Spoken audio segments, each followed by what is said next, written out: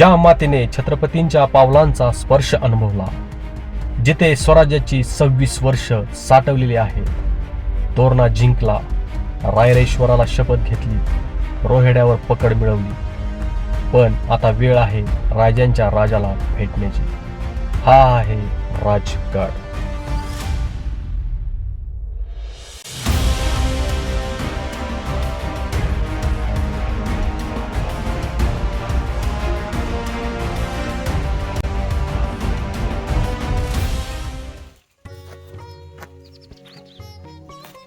नमस्कार मित्रांनो, तुमचं पुन्हा एकदा स्वागत आहे माझ्या सह्याद्रीची पाऊलवाटी या चॅनलवरती.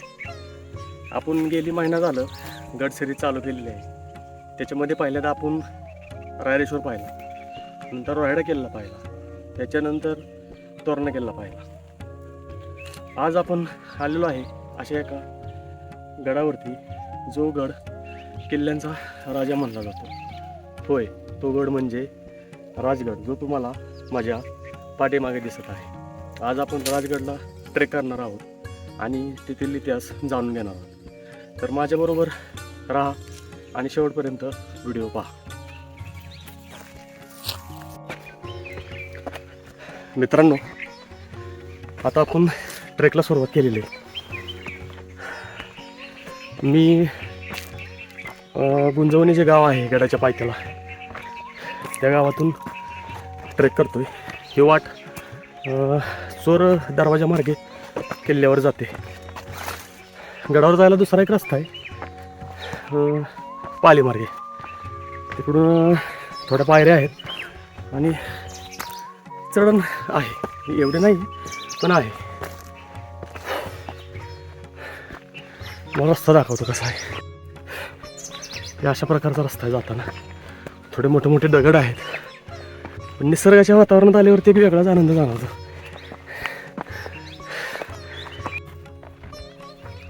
सर्वसाधारण राजगड किल्ला जो आहे तो पुण्यापासून 100 किलोमीटर अंतरावरती आहे. आणि माझं जे गाव आहे फलटण, तिथून सुद्धा 100 किलोमीटरचं हे अंतर आहे. पुणे बँगलोर हायवेला नसरापूर फाट्यावरून गुंजवणी या गावात यावं लागतं आणि तिथून आपला ट्रेक चालू होतो. किंवा दुसरा मार्ग आहे पाली मार्गे, जो तिथून पायऱ्यांचा मार्ग आहे, तिथून दुसरा ट्रेक चालू होतो. तुम्हाला जो इझी वाटेल तो रस्ता तुम्ही निवडू शकता आणि गडावरती पोचू शकता. तोरणा गडाच्या किल्ल्याबाबतचं म्हणजे त्याच्यापेक्षा हा गड थोडा अवघड आहे. जवळजवळ छत्रपती शिवाजी महाराजांनी 26 वर्ष या किल्ल्यावरती वास्तव्य केलेलं आहे. मागच्या वेळेस आपण तोरणागड पाहिला, त्या तोरणागडावरती जे गुप्तधन महाराजांना मिळालं होतं, त्या गुप्तधनाचा उपयोग महाराजांनी हा गड बांधण्यासाठी केला.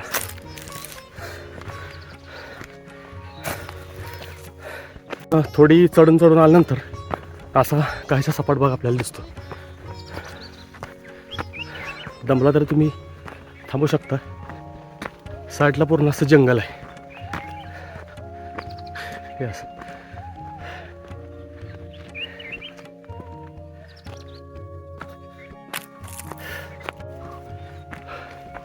मागील सिरीजमधले जे गड आपण दाखवले, त्या गडांपेक्षा हा गड थोडा वेगळा आहे. वेगळा असण्याचं कारण असं आहे की ह्याची जी आहे ती संपूर्ण खडी चढण आहे आणि सर्वात उंच किल्ला आहे, म्हणून याला गडांचा राजा असं म्हटलं जातं.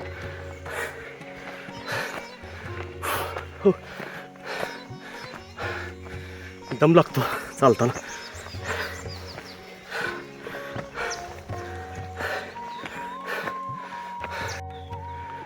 गडावरती आपल्याला असे महाराष्ट्र शासनाचे फलक लावलेले दिसतात.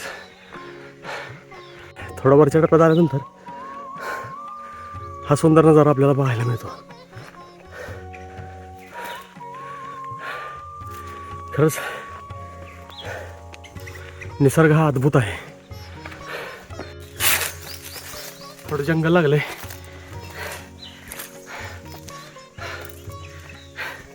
मी एकटाच आहे.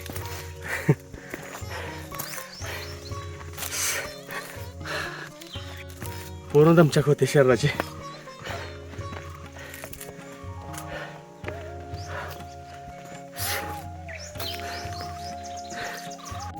निसर्गातील हा पक्ष्यांचा आवाज मनाला एक वेगळीच बुरळ पाडतो.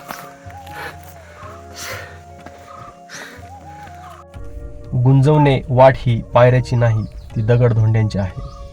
पण कष्ट घेतल्याशिवाय फळ मिळत नाही आणि घाम गाळल्याशिवाय गड सर होत नाही. पूर्ण खडी चढण आहे. गडाच्या पायथ्याला मी गाडी लावली. तुम्ही जर कधी तुमच्या मित्रांसोबत आला तर गडावरती आपल्याला काय भेटत नाही. तुम्हाला खालच्या गावातूनच पाणी बॉटल किंवा खाऊ वगैरे घ्यावा लागतो. गडावरती आपल्याला विविध प्रकारचे साप पाहायला मिळतात. त्याचा हा फलक तुम्ही बघू शकता.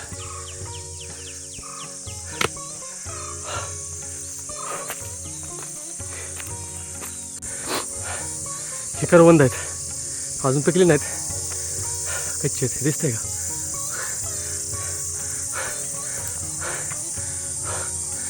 पिकल्यानंतर खूप गोड लागतात. असे झाड आहेत त्याचे किल्ल्याकडे जाताना. थोडा अजून 1 महिन्याने पिकतील, खाण्यायोग्य होतील. ह्यालाच तर निसर्गातला रानमेवा म्हणतात. एक गंमत सांगू का? मी जशी ही गडसेरी चालू केली ना, प्रत्येक संडेला मी कुठल्या ना कुठल्या तरी एका गडावरती असतो. माझं वजन 75 किलोवरून आता 68 किलो झालंय. म्हणजे तुमचं गड फिरण्याबरोबरच आरोग्य सुद्धा चांगलं राहतंय.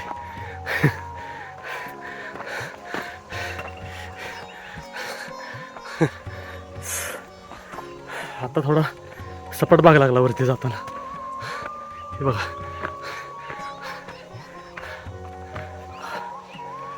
मित्रांनो, आपण आता मध्यवर्ती ठिकाणी आलेलो आहे. असं सपाट पठार आहे मध्यवर्ती आल्यावरती, आणि मागं हा पूर्ण गडाचा व्ह्यू दिसतोय.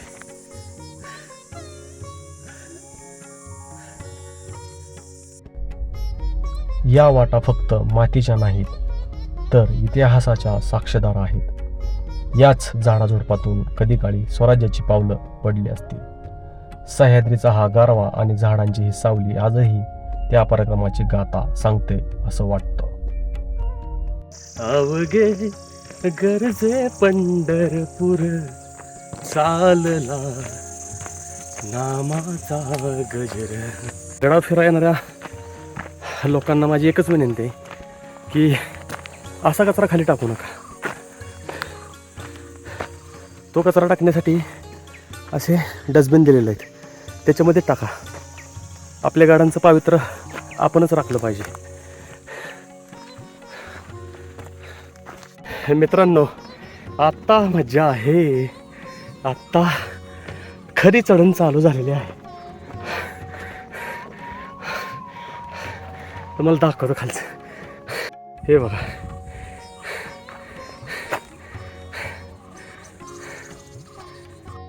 शहराच्या गोंगाटापासून दूर सह्याद्रीच्या कुशीत जेव्हा तुम्ही या जंगलातून चालता, तेव्हा फक्त पाऊलवाटेचा आवाज आणि वाऱ्याची झुळूक ऐकू येते. हा अनुभव शब्दात मांडता येणारा नाही, तो फक्त इथे येऊनच जगता येतो.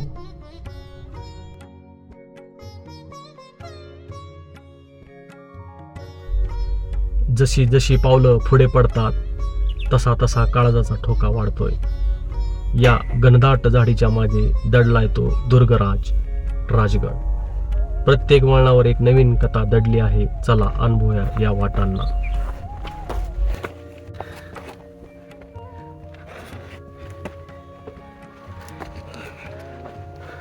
अखेर मी आलोय राजगडाच्या त्या गुप्त वाटेपाशी, म्हणजेच चोर दरवाजापाशी. शत्रूला चकवा देण्यासाठी आणि संकटकाळी गडावरून निसटण्यासाठी बांधलेला हा दरवाजा.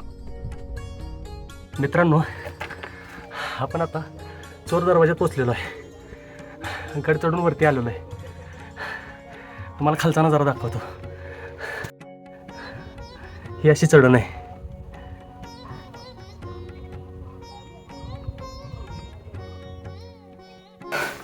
खूपच थ्रिलिंग अनुभव आहे. अखेर आपण गडावरती पोहोचलो.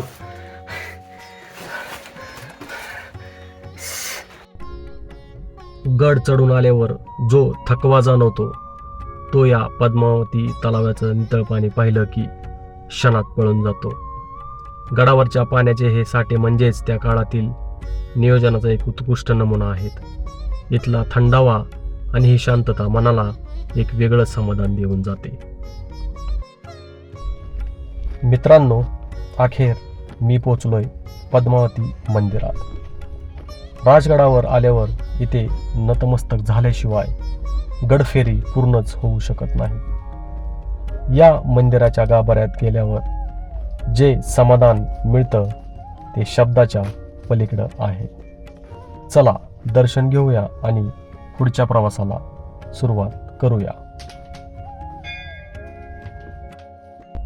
असं म्हटलं जातं की महाराज जेव्हा कधी मोहिमेवर जात तेव्हा या देवीचा आशीर्वाद नक्की घेत असत. आजही या मंदिरात पाऊल ठेवलं की एक वेगळीच सकारात्मक ऊर्जा आणि चैतन्य जाणवतं.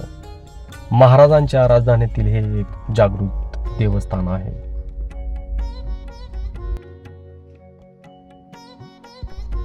राजगडाच्या या मातीमध्ये फक्त शौर्यच नाही तर एक हळवा कोपराही दडलेला आहे.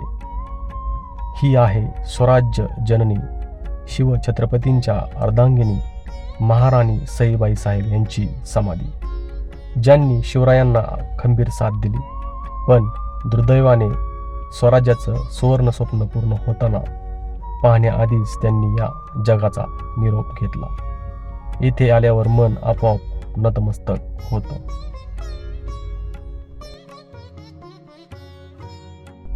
राजगडावरच्या प्राचीन मंदिरांपैकी एक म्हणजे हे श्री रामेश्वराचं मंदिर. मंदिराच्या समोर असलेला हा दगडनंदी आणि त्याच्यावरील कोरीव काम पाहिलं की त्या काळातील कारागिरांच्या कौशल्याचा अभिमान वाटतो. निसर्गाच्या कुशीत वसलेले हे मंदिर आजही तितकंच भक्कम आणि प्रेरणादायी आहे.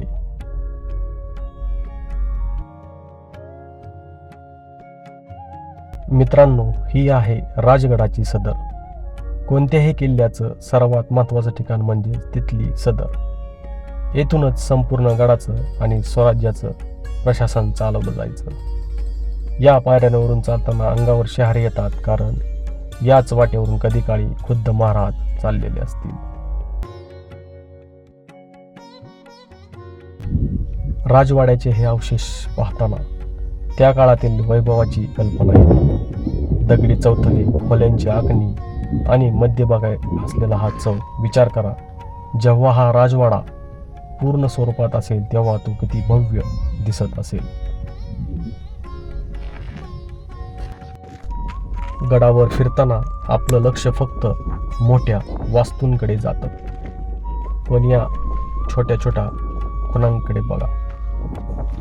ही दगडावर कोरलेली चिन्ह त्या काळातील इंजिनिअरिंग आणि कलेचा अजोड नमुना आहेत.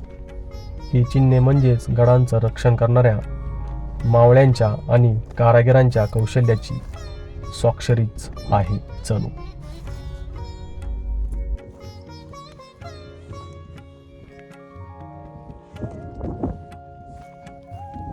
मित्रांनो, गडावरती आल्यानंतर आपल्याला डाव्या साईडला थोडंसं ह्या तोफांचे तुटलेले अवशेष पाहायला मिळतात.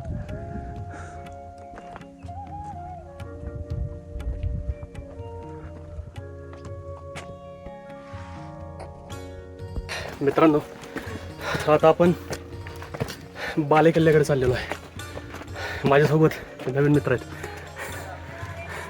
जरी जवळचे नसले तरी आता जवळचे आहेत. आपल्या जवळचे दोखार येतात, ते आले नाहीत पण हे भेटले. बाले किल्ल्याकडे जाणाऱ्या या अरुंद पाऊलवाटेवरून चालताना एका बाजूला उंच डोंगर कडा आणि दुसऱ्या बाजूला खोलदरी, मध्येच येणारा सोसाट्याचा वारा आणि सह्याद्रीचं हे रौद्र रूप. या वाटेवरचा प्रत्येक श्वास आपल्याला इतिहासाच्या अधिक जवळ घेऊन जातोय. चला गड गाठूया.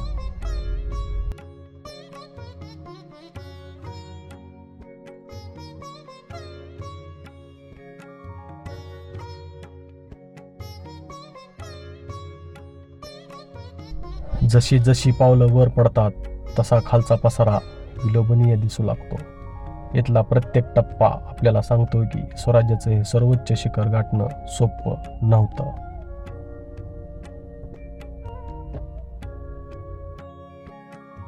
कठीण टप्पा वर चढून मी पोचलो बाले किल्ल्याच्या प्रवेशद्वाराजवळ. मित्रांनो, आपण आता बाले किल्ल्याच्या दरवाजापाशी पोचलेलो आहे. हा आहे बाले किल्ल्याचा नजारा. खालचा नजारा दाखवतो.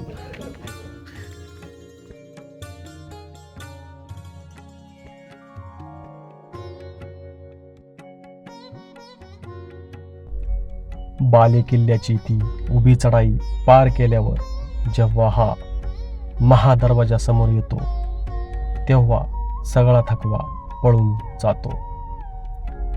गोमुखी रचनेचा हा दरवाजा आजही तितकाच भक्कम उभा आहे. या दगडी भिंती, हे कोरीव काम आणि दरीच्या तोंडावर असलेला हा पहारा.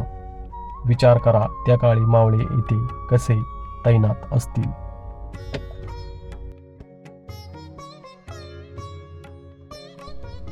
शत्रूलाही सहजासहजी गडावर पाऊल ठेवता येऊ नये म्हणून इतक्या उंचीवर आणि अशा ठिकाणी हा दरवाजा बांधलाय की पाहून डोळे विस्फुरतात. हे केवळ प्रवेशद्वार नाही तर स्वराज्याच्या अभेद्यतेची ओळख आहे.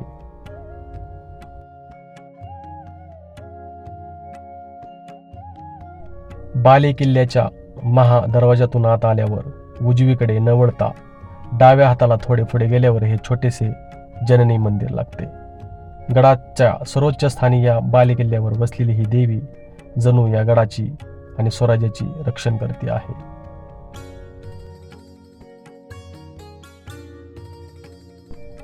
सह्याद्रीच्या कड्यावर कोरलेला हा एक पाण्याचा साठा म्हणजेच चंद्रकोर तलाव. गडाच्या बाले किल्ल्यावर राहणाऱ्या लोकांसाठी पाण्याचा हा मुख्य स्रोत होता. या तलावाचा आकार फक्त सौंदर्यासाठी नाही तर डोंगरांच्या नैसर्गिक रचनेचा विचार करून तसा देण्यात आला असावा. पूर्वजांच्या दूरदृष्टीचा हा एक उत्तम नमुना आहे. हे आहे बाले किल्ल्यावरचं ब्रह्मेश्वर मंदिर. दगडी भिंती आणि पुरातन बांधणी असलेले हे मंदिर आजही इतिहासाची साक्ष देत उभे आहे.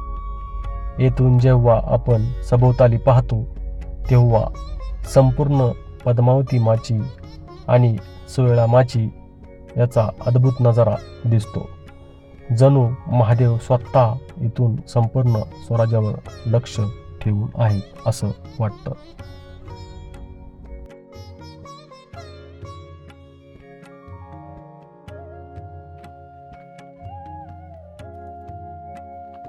मित्रांनो, आता तुम्ही बघत आहात बाले किल्ल्यावरती ही एक बाजारपेठ आपल्याला पाहायला मिळते. म्हणजे त्याच्या आता फक्त अवशेष उरलेले आहेत, पण महाराजांच्या काळामध्ये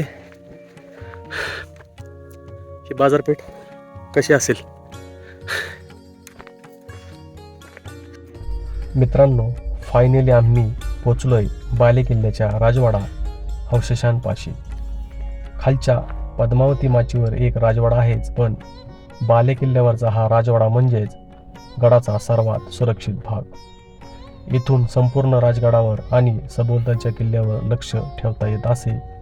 इथला नजारा पाहून समजतं की याला राजगड का म्हणतात.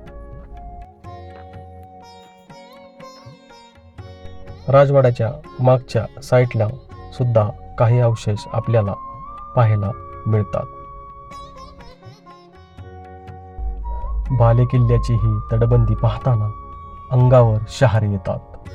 विचार करा, इतक्या उंचीवर जिथे माणसाला चढताना धाप लागेल तिथे हे प्रचंड दगड वाहून नेऊन ही भक्कम भिंत कशी उभारली असेल. बाले किल्ल्याचा हा बुरुज म्हणजेच स्थापत्यशास्त्राचा चमत्कारच आहे. डोंगरकड्याचा नैसर्गिक आकार आणि त्याला जोडलेली ही दगडी तटबंदी आजही हा बुरुज काळाला आव्हान देत ताटमानेने उभा आहे.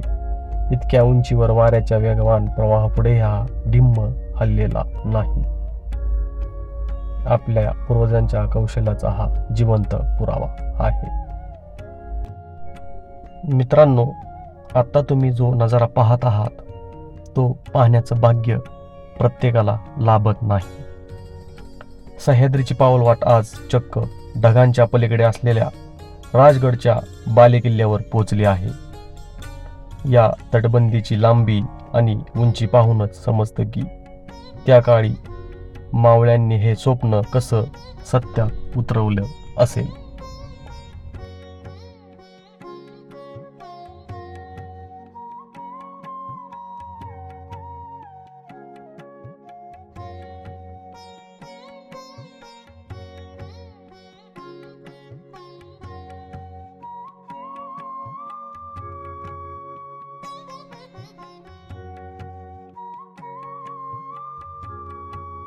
आत्ताच बालेक्याला उतरून आम्ही खाली आलेलो आहे. आता सोळा माचेकडे आपण चाललेलो. किल्ल्यांमधली ऐतिहासिक वारसा लाभलेली सोळा माची आपण बघणारच जाऊन. तिला एक इतिहासात अनन्यसाधारण महत्व आहे. अर्ध झाडे, दाट सावली, मस्त नजारा आहे.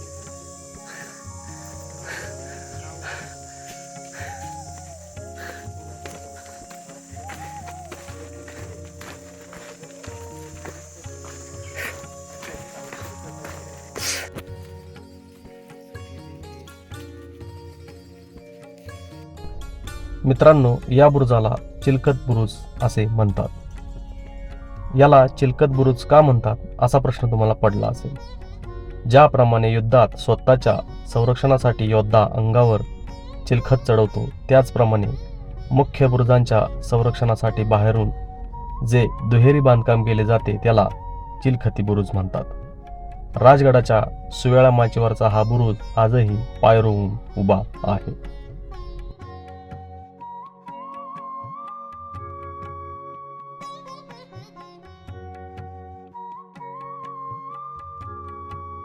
ही आहे राजगडाच्या पूर्व दिशेला असणारी सुवेळा माची. राजगडाला एकूण 3 माच्या आहेत: पद्मावती माची, संजीवनी माची आणि सुवेळा माची. या माचींचं वैशिष्ट्य म्हणजे ही माची संरक्षणाच्या दृष्टीने अतिशय महत्त्वाची आणि दिसायला अतिशय देखणी आहे. या माचीची तटबंदी तुम्ही पाहिली तर ती दुहेरी आहे असं आपल्याला दिसून येतं. मित्रांनो, ही आहे राजगडाच्या नैऋत्याला असणारी संजीवनी माची. ही माची म्हणजेच शिवकालीन स्थापत्यशास्त्रांचा एक अजोड नमुना आहे. तब्बल 2.5 किलोमीटर लांब पसरलेली ही माची शत्रूंसाठी एक अभेद्य भिंत होती. या माचीचं सर्वात मोठं वैशिष्ट्य म्हणजे याची त्रिखंडी रचना. ही माची एकावर एक अशा 3 थरांमध्ये बांधलेली आहे. यामुळे शत्रूला एकामागून एक 3 तटबंदी पार कराव्या लागत असत, जे जवळपास अशक्य होतं. या माचीवरून खाली कोकणात उतरण्यासाठी एक गुप्त मार्ग आहे, ज्याला आळू दरवाजा म्हणतात. या दरवाजावरून आपण थेट मडे घाटाकडे किंवा पाली दरवाजाकडे जाऊ शकतो. या माचीवर पिण्याच्या पाण्याचे अनेक टाके आहेत. तसेच इथे त्या काळी असलेल्या घरांचे अवशेषही पाहायला आपल्याला मिळतात, जे आजही सुस्थितीत आहेत. या माचीच्या टोकावरून समोरच तोरणा किल्ला दिसतो. असं म्हणतात की राजगड आणि तोरणा हे सख्या भावांसारखे एकमेकाकडे पाहत उभे आहेत. सुवेळा माचीच्या जवळ आपल्याला हे छोटे पाहुणे भेटले. सह्याद्रीच्या या भागात ही माकडं मोठ्या संख्येने आढळतात. बघा कशी शांतपणे खाऊ मागत आहेत. पण सावध राहावं लागतं, कारण कधी कधी हे पाहुणे आपल्या बॅगेतून हक्काने वस्तू पळवतात. मित्रांनो, सुवेळा माची आणि संजीवनी माची यांचं अथांग सौंदर्य, तो हत्तीप्रस्तर आणि निसर्गाचे किमया असलेले नेड पाहून आत्ता आम्ही परतीच्या प्रवासाला निघालो आहोत. खरं सांगू तर इथून पाय निघत नाहीये.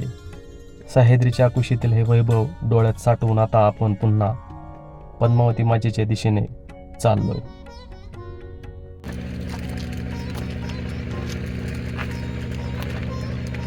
मित्रांनो, आता वेळ झाली आहे परतीच्या प्रवासाची. आता आपण गड उतरायला सुरुवात करणार आहे. जर तुम्ही खरंच शिवप्रेमी असाल तर राजगडाला येऊन त्या राजगडाचा अनुभव घ्या, त्याचा इतिहास समजून घ्या.